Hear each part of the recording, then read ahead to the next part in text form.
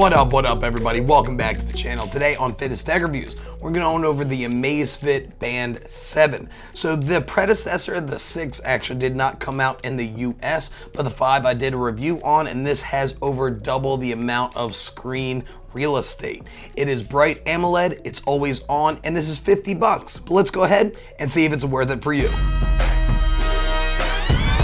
So the biggest thing with this band is it's about $50 on sale every so often, around $45, and it's coming in with a 1.47-inch AMOLED touchscreen display. It is always on as well. Of course, if you do want to use the always on functionality, it will cut down on your battery life by a little bit. If you're going to be using all of its fitness metrics, you're probably going to be looking at around 10 to 12 days, but if you're looking to use it as a basic smartwatch, it's going to be about 18 days, and if you want to use like battery saving, you'll get up to 24 days. Also, it does come with a magnetic charger, so when you do put it on, it can hang there. It takes about 2 to 3 hours to get a full charge. It does have a replaceable band, and to be perfectly honest, I would recommend getting a better band for this, as I'm not a big fan of the way it clasps. When it does clasp, it can come off relatively easily, and I did have it come off with me every so often in my day-to-day usage. Sadly, right now, I'm not seeing any good replacement bands currently, especially on the market, but if any of them do come out, comment down below. I'll make sure to update the video when I can. All right, it's sensors. It does have Amazfit's new 3.0 BioTracker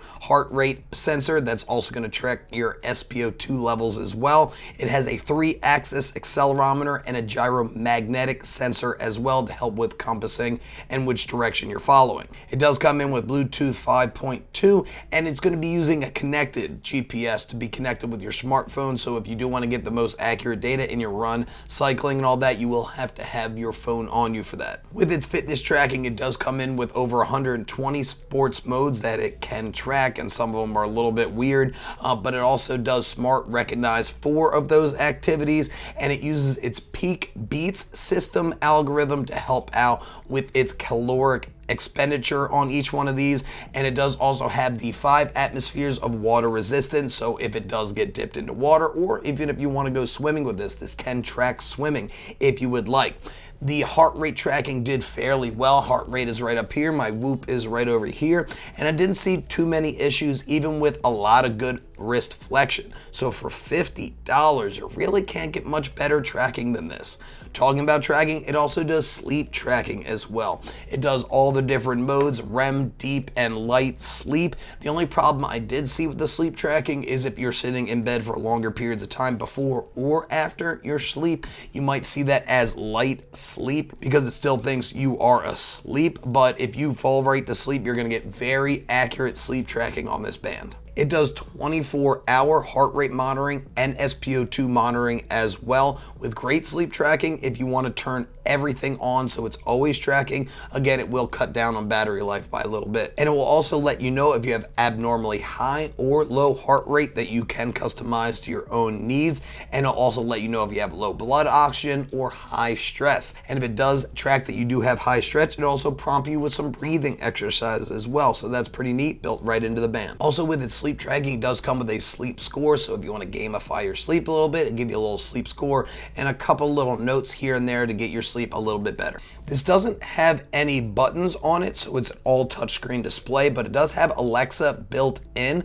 so if you like to ask Alexa to start an alarm, or if you have any Alexa stuff built into your actual home itself, you'll be able to integrate it with that. Of course, it does not have a speaker, so it will not be able to talk back. You'll be able to read what it sends back. With its fitness tracking, it does have a PIA health assessment system. It kind of gives you an idea of how hard you worked each day, and it is individualized into everybody. And also with women, there is menstrual cycle tracking as well, so if you need that, that's built right into the band. If you are going on a run, there is a virtual pacer, so it will pace you to a previous run. So if you are looking to continue to beat your previous run in a 1 mile, a 5K race, or anything like that, it'll give you an idea where your current pace is and where you need to be to keep that pace to beat your previous time. It does come in 5 different colors other than the black. It comes with green, blue, pink, and orange. So again, it's all going to come with the same Relatively disappointing clasping mechanism, but different colors if you would like.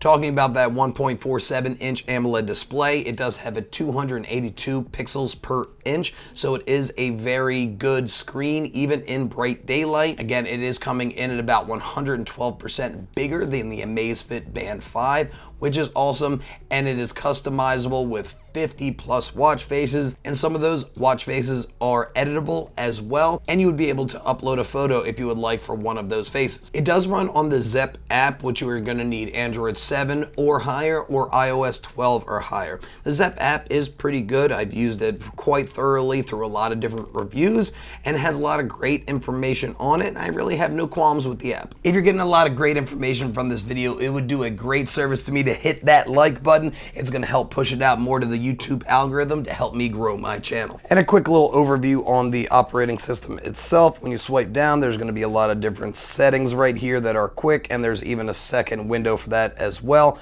There is no physical button, so you will have to swipe back up to go back.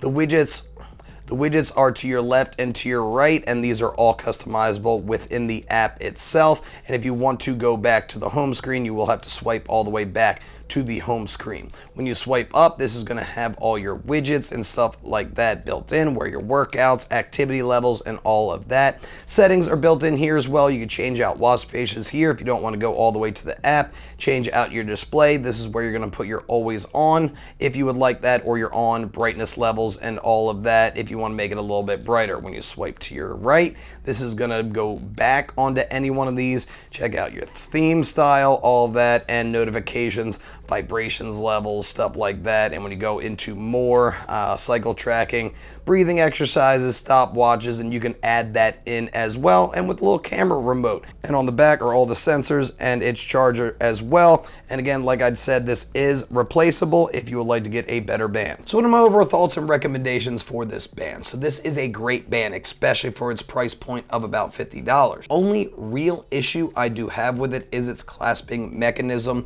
Again, you can get caught on doors or anything like that. That comes off relatively easily. It came off a couple different times when I was actually training some clients, which is disappointing. I mean, it's easy to put back on and all of that, but I can't wait for there actually to be a better ecosystem for replaceable bands. But that's really the only thing that I could say negative about this band. The battery life is awesome. The screen is great, especially if you're looking to check your pace for runs and stuff like that. Its fitness and its sleep tracking is great for this price point. I mean, it's not premier like you're gonna get with maybe $200 to $300 devices, but for $50, you're probably getting very similar to around the Charge 5 in Fitbit as far as accuracy is concerned. Of course, no GPS built in, but you can use your phone for that. If you are looking for a smaller band, the Amazfit Band 5 will be a little bit smaller and thinner if you're thinking about getting to something a little bit more petite for the wrist, but it's not going to be as accurate as it does have the previous version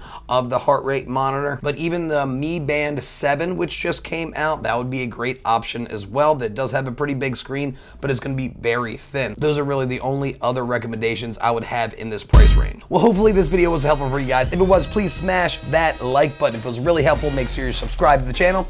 Hit that notification bell so you're one of the first ones to know when my newest video comes out. And if you would like to purchase this band, check out the link down below. It'll send you to Amazon, and a little bit of that purchase is going to help me grow my channel. But as always, stay happy, stay healthy, and above all, stay positive. I'll see you guys in the next one.